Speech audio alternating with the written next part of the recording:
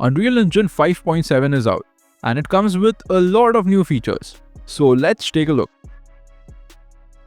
So let's start off with a major feature, and that is Nanite Foliage. That is right, now UE 5.7 fully supports Nanite Foliage. So if you have seen the new Witcher demo, you know what I'm talking about. So it has a new method called voxelization. This reduces overdraw and works really well with Lumen. So all you have to do is enable Nanite and use the voxel option. This is going to voxelize all your foliage. And now your foliage will look great in the distance as well.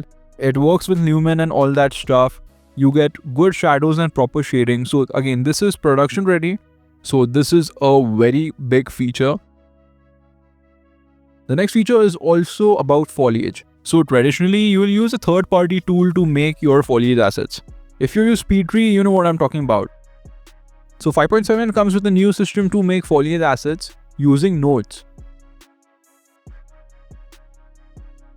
You can also do some rigging and convert your tree to a skeletal mesh. And that way you can use specialized wind effects on your tree assets. How cool is this? Now we have some compatibility features for MetaHumans in 5.7. So 5.7 MetaHuman Creator now supports Linux and Mac.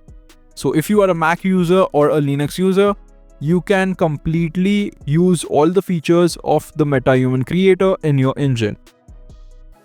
Next, we have a major feature. So 5.7 makes Substrate production ready. If you don't know what Substrate is a new material system in Unreal Engine 5. So you can use Substrate to make complicated layered materials. It's pretty cool. I've made videos on this. I'll leave some links down in the description. When it comes to animation, we have some features for the Control Rig. So we have the new Control Rig dependency viewer. This helps you visualize what elements of the Control Rig are connected to each other. We also have some updates to Lumen. So Megalights in 5.7 is in beta. It is more stable and it is more optimized. And lastly, we have the 5.7 AI Assistant. So this is an AI assistant. It's like a ChatGPT kind of thing built into UE 5.7. So if you're stuck on something, if you want any help when it comes to blueprints or anything else, you can just ask the AI chatbot and it's going to help you out. So these were all the new 5.7 features. Do let me know what you think down in the comments. Leave a like down below, subscribe, and I'm going to see you in the next one.